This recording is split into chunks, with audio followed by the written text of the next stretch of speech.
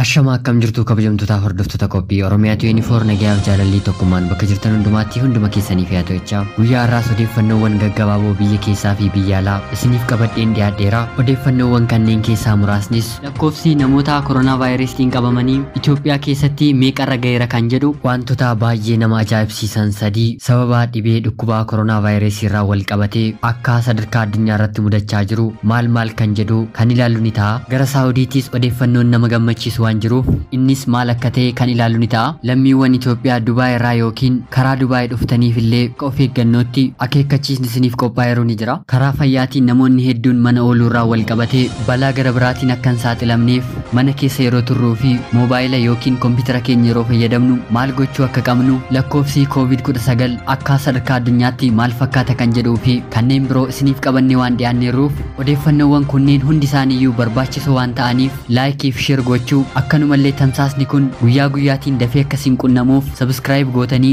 mallattoo bilbilaa yookiin nikeelii fakkaattu sabskraayibii maddiitti argamtu cuqaasuu keessan hin dagatiina.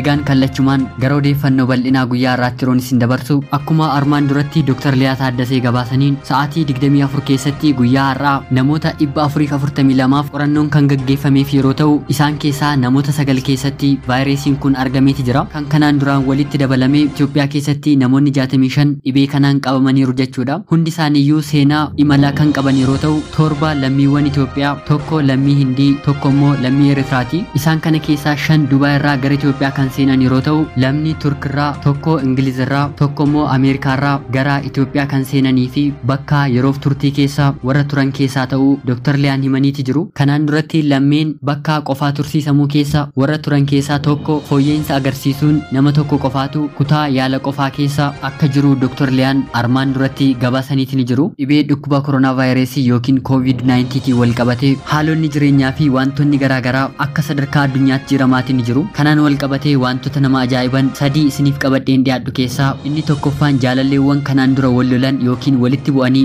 waggaa fi ji'oota dheeraadhaaf walirraa fagaatan bakka jiranitti yookiin wal arganii yookiin bilbilaan sa'aatii dheeraa taphachaa akka jiran maddeen adda addaa ragaa bahaatii ni jiru. Kanumaan wal qabatee shamarran hedduun naannoo gara magaalaa keessa hoteelota adda addaarra hojjechaa turan kanneen jireenya dhaabbachuu hin barbaanne yeroo ammaa kanatti hiriyaa qabatanii jireenyas dhaabbachaa akka jiran akka sadarkaa addunyaatti mudannoon kun qunnamaatii ni jira. Inni lammaffaa akka sadarkaa addunyaatti waarshaan koondoomii oomishu Ameerikaa keessatti argamu koondoomii hanga barbaachisu oomishuu akka dadhabee fi kanaan dura guyyaatti kan oomishurraa maamiltoonni kana fayyadaman guyyaatti dachaa kanaan dabaluu isaanii fi innis hanga barbaadame oomishuu akka dadhabaa jiru BBCdhaaf gabaaseera. Wantoota ajaa'iboo akka sadarkaa addunyaa irratti galmeessaa jiran keessaa qabxiin inni sadaffaa fi inni dhumaa isiniif qabadheen dhiyaadhe immoo akkuma beekamu sirni awwaalchaa kanaan dura sadarkaa addunyaa kana irratti gaggeeffamaa jiru. Namoonni hedduun sirna gadda isaanii ibsachaa fi namoota jaallataniif jaalala isaanii kan ittiin ibsan habaaboo adda addaa bakka awwaalchaarra kaa'uutiin ni beekama. Ammaan kana ergaa dhibeen dhukkuba koronaa vaayirasii dhufe garuu sirni awwaalchaa bakkoota hedduu kamiittiyyuu kan dhaabbate ta'uu isaarraan kan ka'e yoo dhukkuba koronaa vaayirasiitiin ta'e sirni awwaalchaa kan gaggeeffamu qaamolee mootummaa fi hojii kanarratti bobba'anii yoommoo dhibee gara biraatiin naannooma keessatti lubbuun kan darbe yoo ta'e immoo kan dur sirna awwaalchaa irratti namoonni hedduun argaman amma garuu namoota lakkoofsaan xiqqoo ta'aniin sirni awwaalchaa gaggeeffamaa jiraachuusaa ijaan argamaati jira. Gara odeeffannoo gara biraatti yeroon isin dabarsu, mootummaan Saawudii King Salmaan torban darbee sirreeffamtoota Itoophiyaa 1,100tiif dhiifama taasisuunsaa kan yaadatamu yeroo ta'u, guyyaa kaleessaa sirreeffamtoota Itoophiyaa mana sirreessaa jiran 1,000tiif dhiifama taasiseeti jira. Kun kan baay'ee nama gammachiisuu fi irarrii dhukkuba kanaa mana sirreessaa keessatti isaan qabatee akka isaan hin miineef kan isaan gargaarudha. Sirreeffamtoonni kunniinis guyyaa kaleessaa fi har'a mootummaa Itoophiyaa waliin waliigaltee uumuutiin gara biyya isaanii Itoophiyaatti deebi'aati jiru. Walumaa galatti yoo xiqqaate mana adabaa Saawudii keessa sirreeffamtoonni 6,000 ol ta'an akka jiran yoo beekamus, warreen kana keessaa dhiifamni taasifamee fi 2,100 biyya isaaniitti galaniiru. Warreen kaanirree gara fuulduraatti akka gadhiifamuu danda'an abdii ni qabna. Maddii odeeffannoo kanaas raadiyoo Jarmanii. Kanaan wal qabatee odeeffannoon gara biraa jiru, imaltoonni Dubaay irraatii gara Itoophiyaa galtan yookiin karaa Dubaay gootanii gara Itoophiyaa seenaa jirtan rakkoon cimaan Dubaay keessatti uumamaa waan jiruuf of eeggannoo cimaa akka gootanii fi haga ammaatti biyya keenya Itoophiyaa keessatti namoota koronaa vaayirasiitiin qabaman 56 keessaa 23 namoota Dubaay irraatii gara Itoophiyaa seenanidha. Akkuma beekamu gara jalqabaa irratti mootummaan Dubaay dhibee kana irratti of eeggannoo taasisaan turre. Haala yeroo ammaan garuu Dubaay of eeggannoo guddaa godhachaatiin jirti. Ta'us tarii daldalaaf namoonni biyyoota garaagaraa irraatii gara Dubaay irraa immoo gara Itoophiyaa seenuu waan danda'aniif kun biyyittii irrattis biyyoota biraa irrattis rakkoo uumaa waan jiruuf uummanni Itoophiyaa achi jirtan of eeggannoo keessan cimsachuuti ni qabdu. Kanneen Dubaay irraa yookiin biyya biraa irraa gara Dubaayitti maltanii gara Itoophiyaatti seentan immoo tarii xiyyaara keessatti illee isin qabuu waan danda'uuf akkuma yeroo darbe hojjettoonni xiyyaaraa 3 dhibee kanaatiin qabamanii yeroo dhuftan of eeggannoo keessan cimsachuu ni qabdu. Maaliif dhukkubitti waanuma akka seexanaa wayii waan taateef of eeggannoo keenya yoo cimsuu baanne waanuma akka libii xiqqootiin nama qabuu ni dandeessi. Egaan lakkoofsa COVID-19tiin akka sadarkaa addunyaatti lakkoofsi qabaman maal fakkaata jennee yeroo laallu guyyaa guyyaatiin lakkoofsi kun yoo xiqqaate lubbuuwwan lammiilee namoota 10,000 galaafachaati jira. Akkanumallee yoo xiqqaate guyyaa keessatti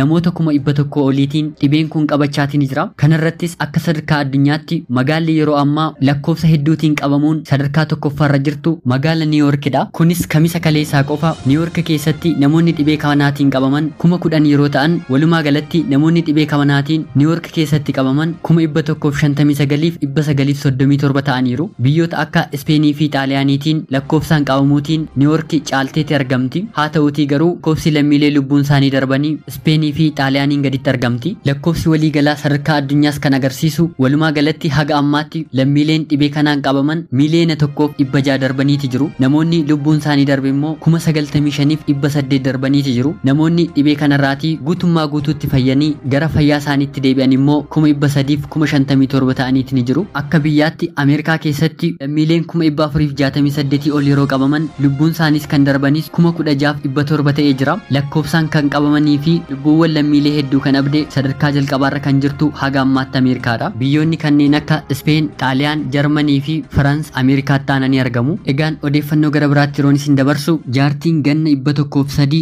Aadaa Zaanuusoo jedhamtu bara 1918 dhukkuba Ispaanish filuu jedhamurraa fayyuutiin ammas koronaa vaayirasiitiin qabamanii kanarraas fayyuun isaanii odeeffannoo ajaa'ibaa ta'ee jira. Akkuma beekamu Ispaanish filuun lubbuu lammiilee miliyoona 100 akka addunyaatti kan galaafate darbu yeroo ta'u jaartiin kun dhibee kanaan qabamtees fayyiteeti ni jirti. Kunis qaamni ishee dhibee kana dandamachuudhaaf immiyuun siistemii yookiin humna dhibee ofirraa orkuu guddaa qabaachuu ishee kan agarsiisudha. Egaan odeeffannoo barbaachisoo isa dhumaa dhaggeeffatamuu qabutti yeroon isin dabarsu fayyaan ilaallatee yeroo ammaa kana hundi keenyi mana keenya taa'aa waan jirruuf odeeffannoowwan garaagaraa toora intarneetii irraatii fayyadamuuf jecha moobaayila keenya yookiin kompiitara keenya guyyaa guyyaatiin fayyadamuun keenya ni oolu. Kunis rakkoo ijaa hamaaf nama saaxiluu waan danda'uuf ijji keenya akka hin miidhamneef haala salphaatiin tokkoffaarratti biraayitnesii moobaayila keenyaa yookiin kompiitara keenyaa hir'isuutiin ifa nuti itti fayyadamaa jirru yookiin ifa mana keenya waliin wal fakkaatuun sirreeffachuu. Lammaffaarratti yeroo hedduu barreeffama hedduu kan barreessitan yeroo ta'e halluun baakgiraawundii barreeffama keessanii adii, halluun barreeffama keessanii immoo gurraacha ta'uunsaa gaariidha. Sadaffaarratti ija keenya amma dafanii libsachuu. Kunis qolli ija keenyaa dhangala'aa amma raabsuun dhiinsarraatii ittisa. Arfaffaarratti daqiiqaawwan 20 gidduutti boqonnaa ija keenyaaf laachuu yookiin wanta hojjennurraa daqiiqaa 20 irraatii ol jechuu. Shanaffaarratti yoo kan dandeessan ta'e fuullee ijaa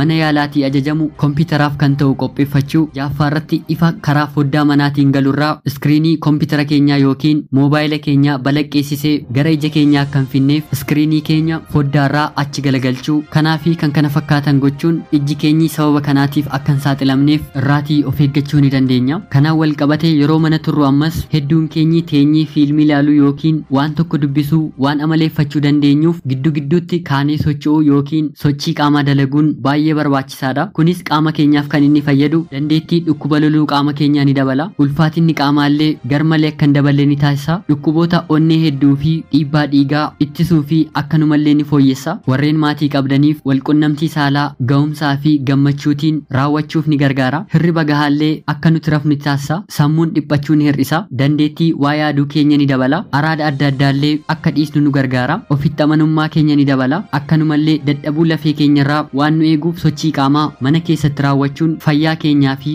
dhibee sababa kanaan nu mudachuu danda'u irraatii akka salphaatti dandamachuu dandeenyu nu gargaara. Maddeen kana kan nuuf qoode Dr. Gurmeessaa waan ta'aniif isaaniin illee guddaa galatoomaa ni jenna. Egaan guyyaa kaleessaa akkuma isiniif qoodetti odeeffannoowwan garaagaraa karaa miiseejii, feesbuukii, telegiraamii fi waatsaappiitiin hiriyoota keessaniif qoodaa. Warreen kanneen kana yoo gootan fayyuu ni dandeessu kan jedhu ergaan afaan chaayiniffaarraatii gara afaan oromiffaatti hiikame karaa keessaan hedduu keessan qunnamaatiin jira. Anis of eeggadhaa ergaa kanarraa jedheen guyyaa kaleessaa ergaa isiniif dabarseeniin ture. Haa ta'uutii namoonni hedduun keessan karaa keessaa waan na gaafachaa turtaniif odeeffannichi bishaan ho'aa ta'eetiin qoonqoo keessan miicca'aa yeroo yerootiin ashaboo hedduu fayyadamaa fi kanneen kana fakkaatan kan jedhanidha. Haa ta'uutii garuu jalqaba irratti ergaan kun karaa keessaati maaliif karaa alaa yookiin peejota irratti hin maxxansamne? Yeroo hundaa ergaawwan karaa keessaatiin nu qunnaman kaayyoo addaallee qabatanii dhufuu waan danda'aniif of eeggannoo cimaa gochuu barbaachisa. Wanti kun ni fayyisa yookiin hin fayyisa jedhamuu hin danda'u. Maaliif yoo jettan haga yoonaatti wanti qoratamee bira gahameeru dhibee kana fayyisuu danda'u waan hin jirreef akka amantanii fudhattanii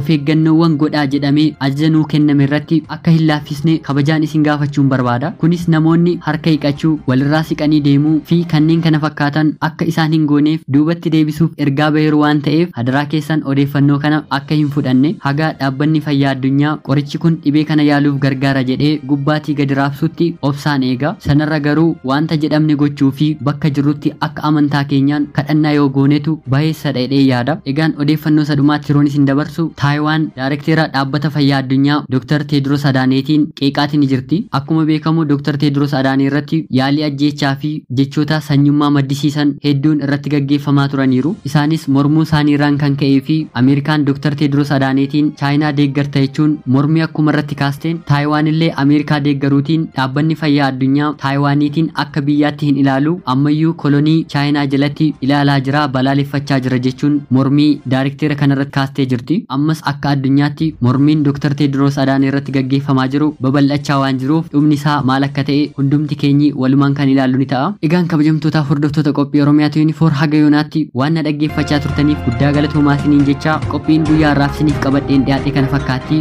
Yaadaa fi gaaffii keessan komentii jalatti nuuf kaa'uu dandeessu. Share, like fi subscribe gochuun chaanaalii Oromiyaa 24 akka nu deeggartan kabajaan isin gaafachaa rabbii weerara kana addunyaa kanarraa haa kaasu jecha bakka jirtanitti kadhannaa keessaniitiin jabaadha. Qophii gara biraatiin hanga walitti deebinu